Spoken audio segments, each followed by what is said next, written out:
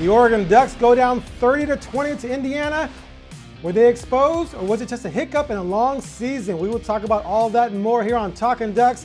I am Aaron Fentress of the Oregonian and Oregon Live, filling in again for Jordan Kent, who at the last minute pulled the rug out from under me. I was ready to dive in here as just an analyst and go at Newman and George, but now I gotta play host as well, which is gonna make me more reserved. I'm not liking that, but other topics we will get to. Dante Moore.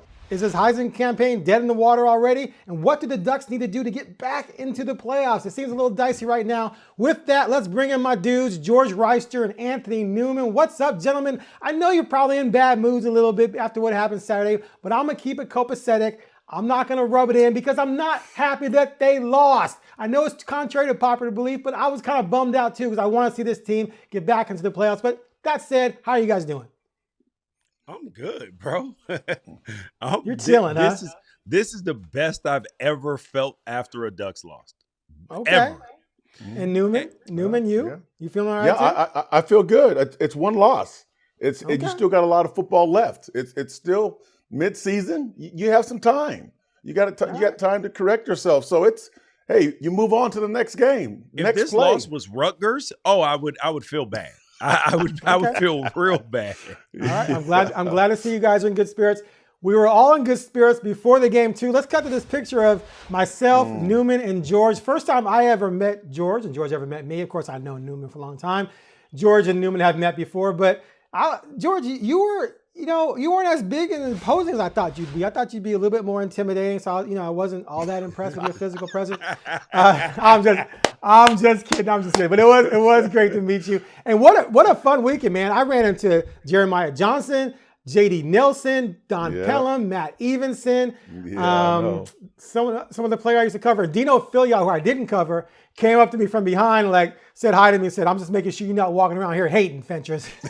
I was like, "I promise, sir. I'm not hating. I promise. That's good. Anyway, all right, let's get to our opening drive brought to you by Guarantee Chevrolet. All right, Ducks went down. We all saw it. Maybe we couldn't believe it, but I think schematically we should have saw things that were going on. We're going to dive into this deeply, but let's start out with just the basic question of what the bleep happened. Now, Dan Lanning said after the game, flat out, he said it numerous times, we were out-coached. They had a better game plan. They executed their game plan very well. And now we have to go back to the drawing board and adjust because other teams, Dante said this too, might try and use the same type of game plan. So let's start with you, Newman. You, during the game, you were breaking down your Westland win over Lakeridge, I think it was. No. It's okay. You were double duty. You can't give away all the trade secrets, man. Let's show that picture too. I snuck up behind him and got a picture of him breaking down. Run that. Okay, you do. Hey, it just shows your commitment, right? But you the fans, man. You are the fans. I know you're still watching the game closely out on the field in front of you. What did you see as a defensive coach from Indiana that allowed the Hoosiers to come in there and just disrupt this Oregon offense, which we thought was a budding juggernaut? Well, you said that Dan Lanning said that they were out-coached, and probably, but the players still have to execute no matter what game plan you come up with. You can come up with the greatest game plan in the world, and the players don't execute it. I mean, that middle linebacker has to make that tackle in the A-gap, and you can have a plan for that. But if he doesn't make that tackle, your plan is gone. So, it's real simple. Indiana was the better football team on that day. They played well. Offense, defense, special teams, their kickers, their coaches did a great job getting them prepared. But I think just Indiana, they felt like they were just much better. They felt different. They felt very confident. That first play of the game, Oregon gets the ball and they get a sack on the first play of the game. Like, come on now, So what is going on? And then just watching everybody, watching the receivers for Indiana, man, they could run. I mean, they ran perfect routes, and the offensive line did a great job of blocking, although I noticed the quarterback was getting rid of the football within 2 seconds. He didn't have to hold the ball. The ball was out. And then they kept them honest with the running game. The defense for Oregon, they couldn't get to the quarterback. And the defense for Indiana, they got to the quarterback 6 times. So it was one of those days that the better team won, and they deserved that win. A lot of times, George, a coach will throw himself, under the bus because he doesn't want to blame players. But do you believe that Lanning and his staff were definitely outcoached by Cignetti and his crew in this game? 100%. I totally believe that. And there's a couple areas that stand out as that. Now, granted, Newman is 100% right that if Oregon executed at a higher level, they would have won this football game. They didn't execute even where the coaches felt like they could have done a better job of putting them in better positions. So execution does matter. So we're not going to take the onus off the players. But there were a couple things that I thought that highlighted that. One of those is that Dante did not have his best game. And you're questioning, okay, why is that? He got confused at what he was looking at. Between the offensive line, the direction that they sent the protections, Indiana confused him. They sent the protection the wrong way sometimes. Even when they sent it the right way, Dante thought pressure was coming from one way. It was coming from another way. I looked at the film. There are people open on film. The offensive line did a much better job than what the perception is with 6 sacks. Dante took 2 sacks all by himself by running out of bounds.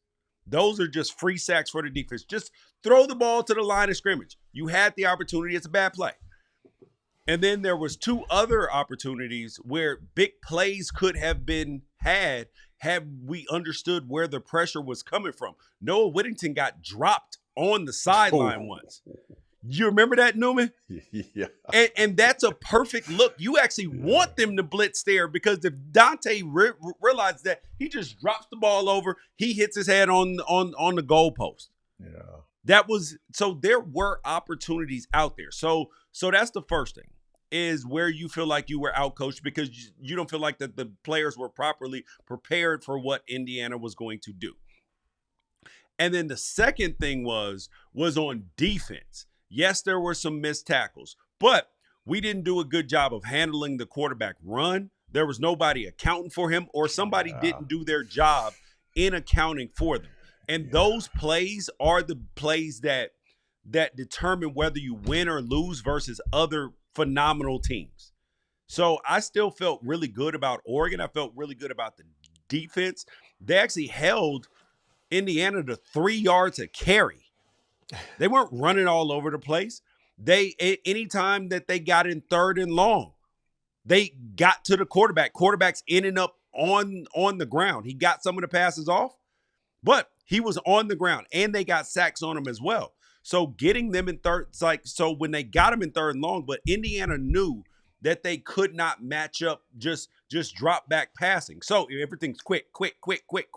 So then you can nerf the pass game, and that's where Oregon needed to be better is having an answer because you can't let them just RPO and run a little choice route on you and pick up 4 or 5 yards on 1st down. Those are going to hurt you. Okay. So let me preface this next question. So I don't want to jump it down my throat. But, Coach Lanning admitted he got out-coached.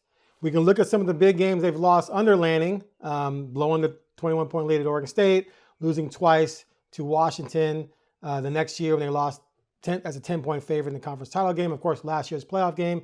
And now this game, he's lost some big games where you could argue he was outcoached. Now, Dan Lanning as a head coach is still a puppy. He's not even 40 yet. Someone like Cignetti, who's been around forever, coached with Saban, he's 64, right? Ryan Day's been a coach for a long time. Some of these coaches he's lost to have been coaching longer. But what does this say in terms of Lanning's development that maybe he needs to get over the hump to the point where he can avoid simply being outcoached in big matchups? Start with you, Newman. Yeah, I mean, I can't base that off of one game. Yeah. I gave you a few examples. No. Losing a game doesn't mean that you got outcoached. I didn't think that we got outcoached against Washington in the. You don't think so? In those 2 games in 2020. What was that? 2023. Washington played in the national championship game. They had like 4 first-round picks on the team, including the quarterback. They were a better team that year. The margins were very close. I think that Oregon was still one of the 4 best teams in the nation in that season. Washington was just the 2nd best team in the nation. So, and I think people look Revisionist to, history. you know, I think people look to, you know, get at coaches. Oh, yeah, he's out coached. No, he's not out coached. Lanning said it. Lanning said it. No, but Lanning's going to say those things. In this game, yes. No. I'm talking you don't think about as a whole. You're talking as a whole. You start bringing up older games in the past. Oh, he's out. He's been out coached. He can't win the big one. No, that's not the truth. I didn't say he can't win. No. The big one. So when people say this, who says that? Who's saying that? Or is it you saying that? Yeah. Let me You start over. game that doesn't mean you got out coached. I knew you guys would be defensive. I don't think anyone in the country is going to sit here and say that they weren't out-coached in the playoff game last year. A team that they beat went in there and went up 34-0. Chip Kelly out-coached. No, Lanning, you said we are talking about the Washington games. We just brought up the Washington game. I'm not done. I'm going in order. Now I'm going back to Washington, the playoff game. Pretty much everyone in the country thought Oregon was going to win that game. They were a 10-point favorite. Washington was playing like garbage down the stretch, and Oregon was blowing everybody out. You and Pate were running around talking about what the line would have been, months before the game even happened. Oregon was a heavy favorite, and they got beaten, okay, for the third time. So, yes, there are examples where you can say he was out-coached. I'm not saying this is a detriment. Like I said, he's still a puppy as a head coach. He's been doing this for 4 years. But you can't say he got out-coached, Aaron, in the Washington Dan game. Dan Lanning cannot be out-coached. He's a football god. I get it. Let's go on to the next Nobody said no. Hold on. Because he was out-coached. No. Aaron. Just because you want to make a point, that don't mean that your point is right. My point's valid. We were talking about those Washington games in 2023. I did not believe that he got out-coached. Yes, the line in the Pac-12 championship was it was almost a 10-point line. That doesn't mean that you got out-coached. They didn't play particularly well, to begin the game. The team did not play well. They did not tackle well. Okay, fine. Passes. We're not going to go into that. How many games have he? No. How many games has he been out-coached? I got a point I want to finish, Aaron. How many games has he been out-coached? Aaron, stop interrupting me, Aaron, please. I got a point I got to finish. You're filibustering. We don't need this. We'll cut this out later. There is a point is that you can't bring up anytime you lose a game, that doesn't mean that you got out-coached. In this Indiana game, there's a reason why he said, you haven't heard him say, oh, yes, we've been out-coached here. We've been out-coached there. There's a reason why he brought it up now because, and the thing that he said is, he said, I didn't feel like our plan was good. So their plan that they have to have answers for different things because this is a theme that keeps coming up. So in the Ohio State game, Ohio State did something to Oregon in terms of the way that they played zone coverage because they had the athletes to do it and they were able to coach it. And they were able to nerf Oregon's offense. Indiana just did the exact same thing that Ohio State did in certain aspects. And this is something that Will Stein has to be able to adjust to on offense. Okay. I knew you guys wouldn't be mature about that, and you lived up to my expectations. I get it. We can't criticize Dan Lanning. All right, moving on. Next up on Talkin Ducks, what else contributed to the loss? I guess we pretty much covered almost everything, but we'll talk about the running game. We'll talk a little bit more about Dante Moore on the next segment of Talkin Ducks. Man, you guys are incredible. How can you say you can't criticize him when you said he got out? When I said he got out coached, that's the most critical thing that you can say.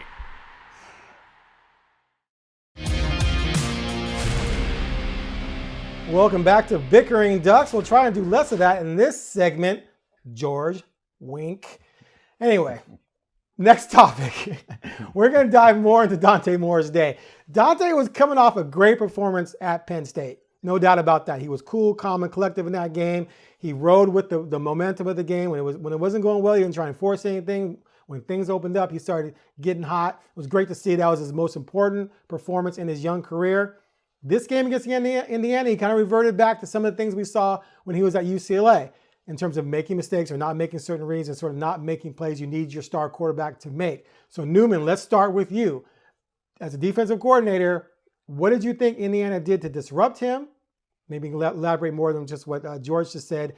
And do you think that this maybe, I'm almost scared to say it, exposed a little bit of his weaknesses that other teams are going to take advantage of moving forward that he has to overcome to find success?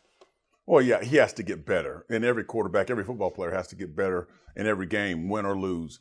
But, let's give credit to Indiana's defense. Yeah, Dante Moore didn't play a great game. I understand that.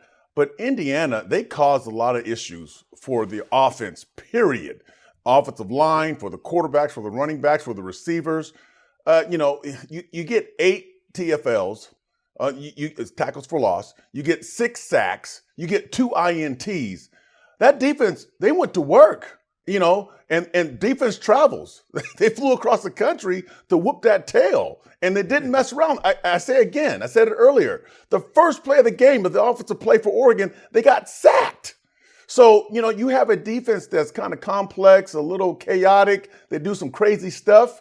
Yeah, they were confusing Dante Moore. They were not just confusing Dante Moore, they're confusing the offensive line. And yes, a couple of times Dante Moore misread the line protection, got sacked, ran out of bounds instead of throwing the ball away. Yeah, you got to be smarter than that. But if you add the 60 to 70 snaps, the defense for Indiana was balling. They were taking care of business. They didn't give up the big plays, the explosion plays. One time, Malik Benson got behind the secondary, but that was the only time. They were playing smart defense, kept everything in front of them, stopped the run, and them undersized defensive linemen, they were putting in work against the heavy, big offensive linemen of Oregon. It was a nice job by the Indiana's defense.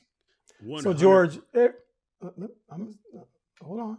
So, George, every quarterback is going to have bad days, right? There's just no way around it. He's still young in his development, but in order for a team that usually contend, your quarterback has to be able to overcome adversity, rise to a different level to carry you through tough times. Dante didn't do that in this game. Again, still a young quarterback. I'm not trying to beat him down at all. But is what happened in that game a concern moving forward, or just something he's going to learn from and become a lot better down the road?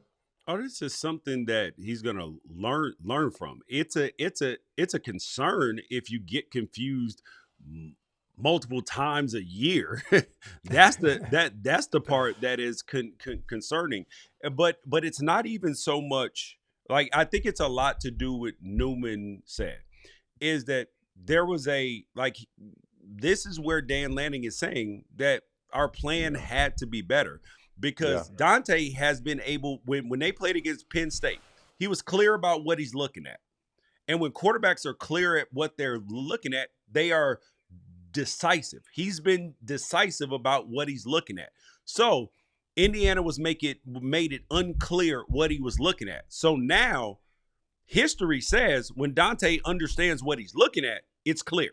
So now as a coach, you say, all right, we got to make sure he knows what he's looking at, or if they do something different, we got to be able to diagnose it and then give him keys. That way now he knows what he's looking at. Because once quarterbacks start second guessing, that's when issues start. And as far as the plan, right? Oregon called about, even though that there were only 34 pass attempts, they called about 41, 42 pass plays. And some of those turned into, attempted runs and all of that stuff, which counted into rushing yards. That was too many when you only had 21 run plays.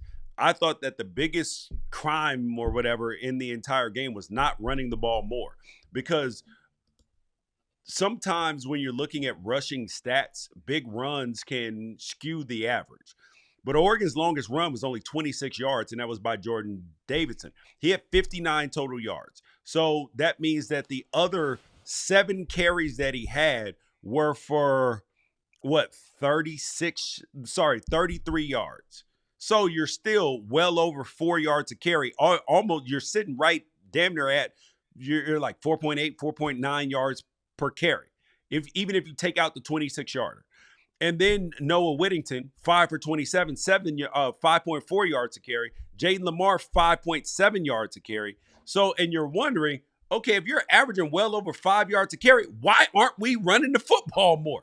Because I thought, and we talked about on here, that was going to be the key to victory, was leaning on Indiana. And I think we fell into the pass game way too much. Their defensive linemen are smaller, and they're not as deep. So what do? You line up, you run them over, and then in the fourth quarter, they are tired, they are potentially hurt, they are exhausted. And now you're going to, a lot of that stuff is going to open up. You're going to open up big runs. And then the safety's got to get nosy. And then you can hit them over the top on pass plays. That's where I thought that the biggest mistake in the game was not running the football at them significantly more. So that leads us into our next topic. Thanks, George. The Ducks' top 4 backs rushed for 101 yards on 20 carries, which is a solid day, Newman, right? But they only had 17 yards rushing in the second half net. And a lot of that was because, like George said, they abandoned, right, the running game. They didn't have to. They weren't down by 14 or 17 points. Right. So coming back to you again, a defensive guy, to me, that seemed like that almost played into Indiana's hands because clearly they were disrupting your quarterback, but the running game was having success. Why not lean on that more? Do you think that was a big mistake for the Ducks? Well, you wonder. Again, George said it, the defensive line for Indiana was much smaller, and you have a gigantic offensive line. And, when you start leaning on people and running over people over a couple of quarters, as a small defensive lineman, you get tired. It's hard to deal with that weight when you're weighing 270 and the guy's weighing, 330 leaning on you. And then you got to try to get off of that block and make a tackle. The running game, Oregon has all these running backs.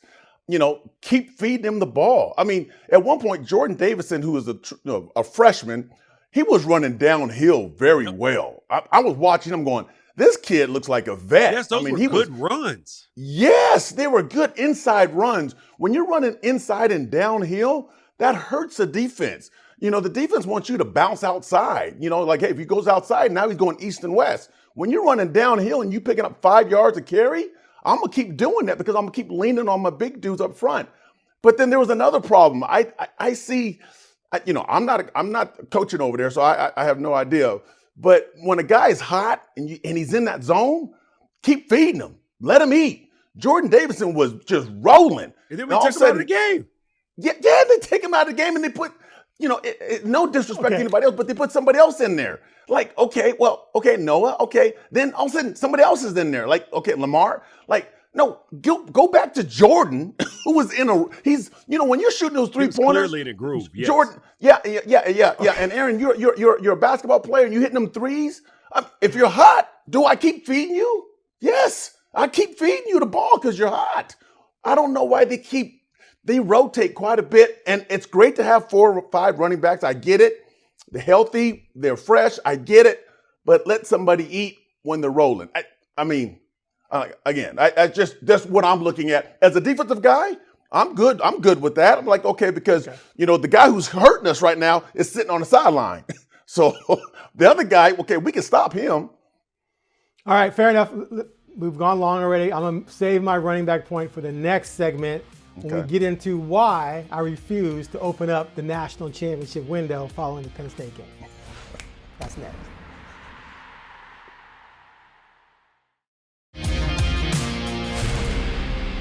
All right, welcome back to Talkin Ducks. For those of you who watch the show regularly, you know that I picked Oregon to win this game. I mean, I did, and I was wrong. I picked Oregon to lose at Penn State, and I was wrong. So I'm off to a poor start right now picking these Ducks games. But after the Penn State loss to Oregon, these guys just went at me sideways. They were all guys? These guys.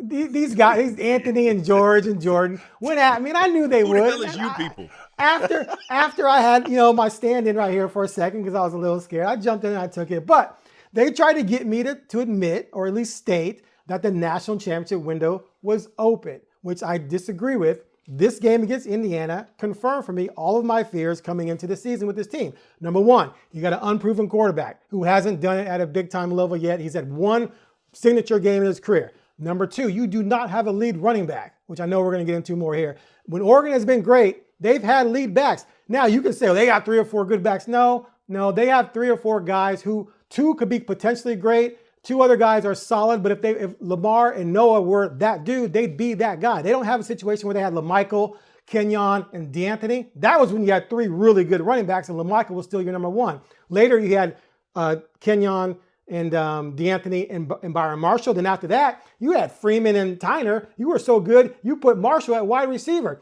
Recently, you've had Noah and Jordan James. You had Bucky and Noah. Right now, you do not have a number one back, which I think speaks to the problem Newman just talked about. Like you said, give it to Davison. Well, why aren't you giving it to De'Aaron Hill? De'Aaron Hill was the guy last week, but this week he only got 3 yards on 3 carries. So you went to Davison, and Davison was hot, but then you go back to your normal guy, Noah, and so it's all over the map because you don't have that one dude. The other thing is the offensive line has been thrown together. They're not cohesive yet at all. And the defense, you had to replace 8 starters. That is a lot of dudes to replace. They are not better than last year. And last but not least, they don't have a legitimate number one receiver. Usually Oregon has had someone who's that guy. Could DeCorian be that guy starting next year? Maybe, but he's a true freshman right now. They don't have that dude. So all of these things, they escaped Penn State, double overtime. But like I said, they didn't win that game 30-10. And now the Penn State win is garbage. Dude, they've lost to UCLA and Northwestern and fired their coach. And after that game, people were proclaiming Oregon the best team in the country.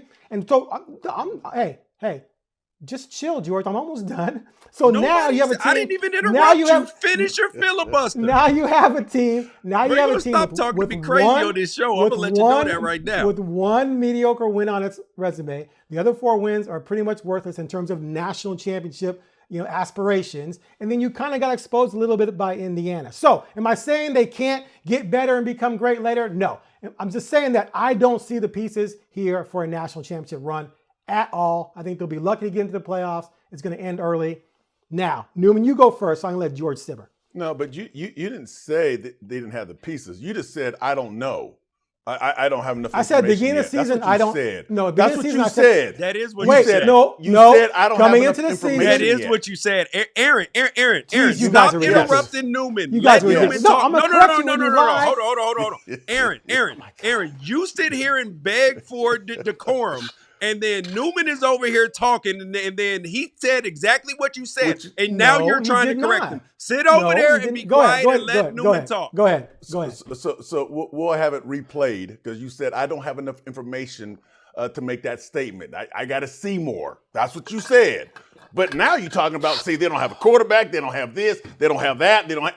Whoa, okay, now you really jumping off the wagon. Aaron, stop interrupting, I said that to start the season. No, see, don't, Aaron, come on now. Hey, when y'all watching this and y'all hop in the comments, when Aaron don't like something, he want to interrupt people, but then he'll like get interrupted. But go ahead, finish your point, Newman. But again, this is one game and one loss. They lost the football game. I get it. They lost to a better football team on that day, on that Saturday. Okay, it doesn't mean that they're a bad football team. It doesn't mean that they don't have all the pieces. They do have the pieces. And when I watch football teams, Aaron, to let you know, okay, I watch not the rankings and this team. I'm looking at players and how they play, how they're running those routes, how the quarterback's throwing the ball, their technique, their fundamentals, their discipline. And this team, yes, no doubt, compared to these other teams in the country, I'm not dissecting these other teams in the country, but I do watch them play. This team right here, Oregon, they have some pieces. They got some pieces that can compete with anybody. Now they got to play, their best football. They can't play bad football and beat a good football team. They got to play at the top of their game. If they do that, okay, this team can go a long ways. I'm talking a long ways because I've seen other Oregon teams that don't have this talent and they went a long ways. This team has talent. Don't tell me they don't have talent. They can play. So, to rebut some of Aaron's points, and Newman talked about the running backs. Aaron thinks that, there's no great back on this. No. The issue is it is not that they have not been featured. They can give, if you get given Jordan Davidson 20 carries this last game, he would have had well over 100 yards. And so this is where we have to get to. We did not run the football enough in this game. And when you look at the other teams in the country, Aaron's flying, and Duck fans were flying too close to the sun. It is a case of we can see think about our own kids. We can see all the issues with our own kids. We can see the issues with our wife. We can see the issues with our brother, our sister, everybody else that we're close to.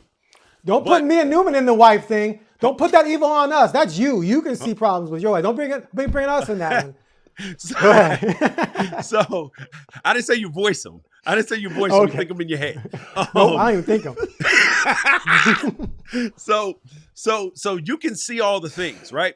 But then when other people see them from the outside, they're like, "Damn, them kids is good, man. They getting good grades, they getting scholarships. They're well behaved. They're this, they're that. Oh man, I want that life and all. That's what that looks like from the outside. So I watch probably 20 some hours of film every single week. I've watched Ohio State extensively. They have warts. Their offense can be nerfed at times, and Illinois did that. Miami has warts. Their quarterback Beck has a propensity to turn the ball over at times. Indiana, Oregon can beat this Indiana team. Texas A&M, their quarterback is not a high-level passer, and they commit way too many penalties. Ole Miss damn near got beat by Washington State. They beat them by 3 points this weekend. Alabama has been beat. Georgia has been beat. LSU's offense, they're thinking about switching quarterbacks from Garrett Nussmeier to a kid that was committed to Oregon. It was at Mississippi State last year, Michael Van Buren. Tennessee can't play a lick of defense. Notre Dame's been beat twice. Oklahoma got it. They just lost to a Texas team that was struggling. Missouri can't win big games. They just lost to Alabama, who's lost to Florida State. All of the teams that are in position to win a national championship have flaws right now. The Ducks have flaws right now, but they do have the requisite talent needed to be able to do that. And that's where this team is right now. It is October 13th right now. There is no reason why that we are judging and saying, oh, this team, this ain't the year, this year. They have all the requisite things needed to win a national championship. You have to get into the tournament at 10-2 or 11-1. I never expected this Ducks team. I've been on 20 shows this year between me and Aaron and here on Talkin Ducks.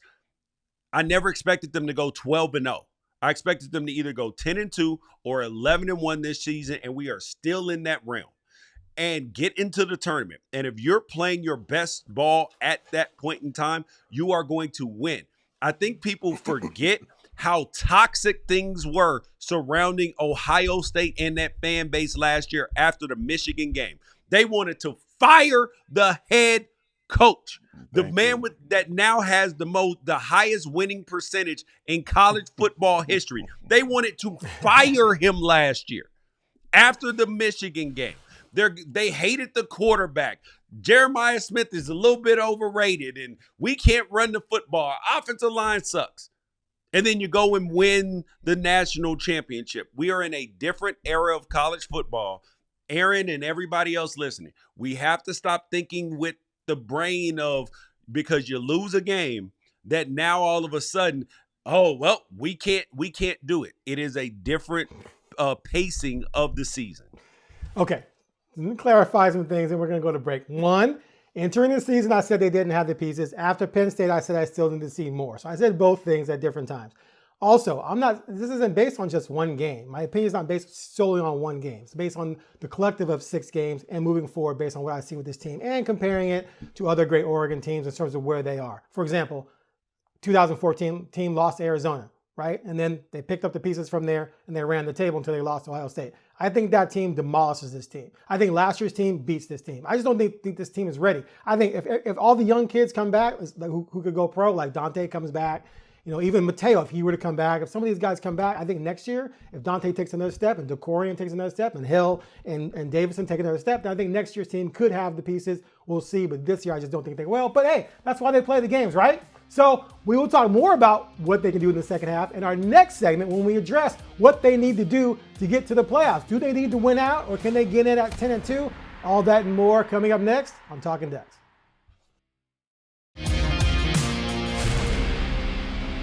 Welcome back to Talkin Ducks. We're going to talk about what Oregon needs to do to get to the playoffs. But first, George just couldn't let me have the last word. He's just dying to say something else. Go ahead, George. The floor is yours. You got 30 seconds. Aaron pointed out that he felt like that the team last year, that they would beat this team. Are we sure about that, Aaron? Because I was on Talking Ducks last year.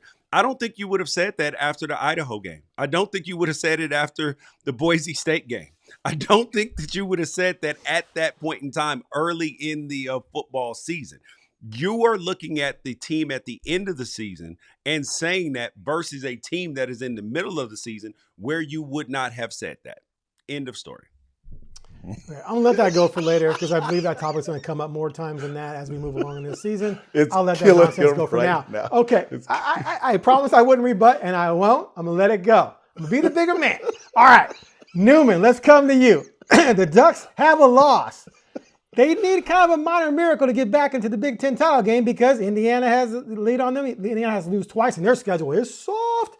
Or Ohio State, are they going to lose twice? Probably not. But what do the Ducks need to do just to get back to the playoffs? Because you don't have to play in the conference title game or win the conference title to get into the playoffs. Can they run the table and get in?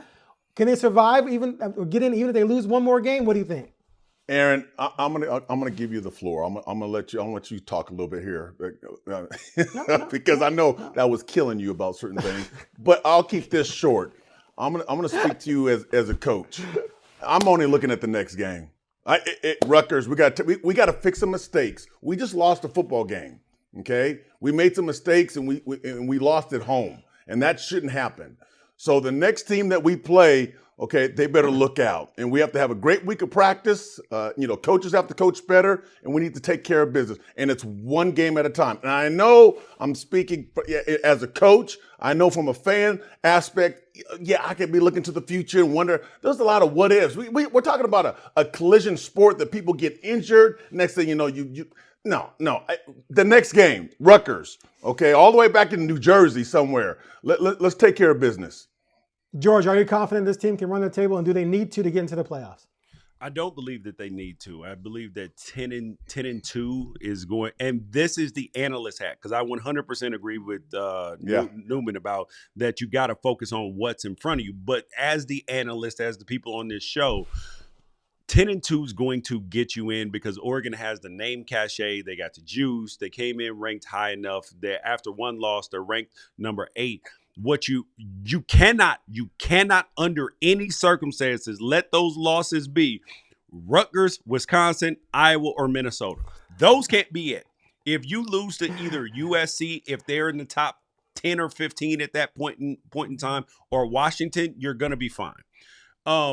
Because everybody else is going to be losing games around you all over the place, and it looks muddy right now, and everybody's at the top, but they have to play each other. A lot of these teams have to play each other in the SEC and the ACC and the Big 12 and everywhere else. So 10-2. Any 10-2 team got into the playoffs last year, and it'll be the same thing this year. Miami didn't, but they lost to Syracuse in this season. That's why I said that it can't be any of those teams. And then also the perception of the Big Ten versus the perception of the ACC is completely different. Okay. You agree with that then, Newman? Yeah, I do. That's a good point. It really is. And he said, you can't lose to those teams that you can't lose to. There's no way. You can't do it. Otherwise, you're done. Well, my dream scenario is that the Ducks win out and Washington wins out until that last game of the season, and they both go into that game at 10-1. That would be both teams will get into the playoffs if it's at that point. Maybe. All right, next up on Talkin Ducks, we're going to dive into this Rutgers game. Could it be dicey for the Ducks, or could they roll? All right, welcome back to Talkin Ducks. The Ducks are going to go play a Rutgers team that hung tight with UW for a little bit. Lost, I think it was 38-19. It's not a bad team at all. They got decent passing in. The defense has been decent as well. I mean, let's start with you, Newman. Is this a game where, traveling 3,000 miles, it could get kind of dicey? Or do you expect the Ducks to take this loss from Indiana and translate that into a big win at Rutgers and make a statement that they are not going to fold up over one loss like Penn State did? Well, yeah, they always say, when you lose a game, you have a better practice week. You start to focus a little bit more during the meetings. You want to take care of business and redeem yourself from that loss. So that's what every Oregon football player is going to do, and the coaching staff is going to do the same thing. So, I wouldn't want to be Rutgers right now because you got a good football team coming at you that's not, that didn't play well at home against Indiana. and now they're going to take it out on Rutgers. No disrespect to Rutgers. They're a good football team. They can play a little bit of defense, but they just don't have the weapons. They don't have the dudes. And Oregon has plenty of dudes. But they have to play as a team. They have to play well, and they have to execute. And again, I talk about, yes, the Oregon coach is going to come up with a great plan, but at the same time, those players play. Coaches coach. Players have to execute that plan, and I think they will. George, I was going to say real quick, George. So I know it's earlier in the season than Wisconsin. Oregon was maybe tired when they went to Wisconsin last year. And we've talked about this already. You sort of feel like there's no way Oregon's going to go into Rutgers and almost lose like they did to Wisconsin last year. No. I mean, of course there is a way. it's if you don't emotionally come back from that game. But this is actually the perfect type of game to play because Rutgers is traveling, 3,000 miles across the country, 3 time zones. You now have automatic built-in adversity, but it is not enough adversity. It's like as a parent, I like my kids to get adversity, but not enough that it's going to kill them. So this is just enough adversity to where you're going to have to emotionally get ready and all this stuff. And Rutgers is a team that they were giving Washington all that they could handle because Washington wasn't playing well, but they're not good enough to beat you. They're good enough to give you problems. And I will be concerned in this game if Oregon wins this game by 7 points. That will be highly concerning to me. This is one of those that you want to come out. If they start fast, then I'm like, okay, cool. This team is settled in. And that's what I'm going to be looking at is the first quarter and the second quarter. If they come out, and I'm not saying that they got to be up 25 points at halftime, but there's a difference in playing clean, playing efficient, because Rutgers' run defense is really good. Their quarterback, he can hurt you if you're bad, but he ain't good enough to beat you. He's going to throw the ball to Oregon multiple times. They are a step above offensively, Northwestern. So they're a better team than Northwestern. So they can win the game if you turn the ball over. But if you play your C game, you're going to win. But that would also be an indictment on this team if they play their C game. All right, all good stuff. All right, we'll come back with our final segment and give our predictions.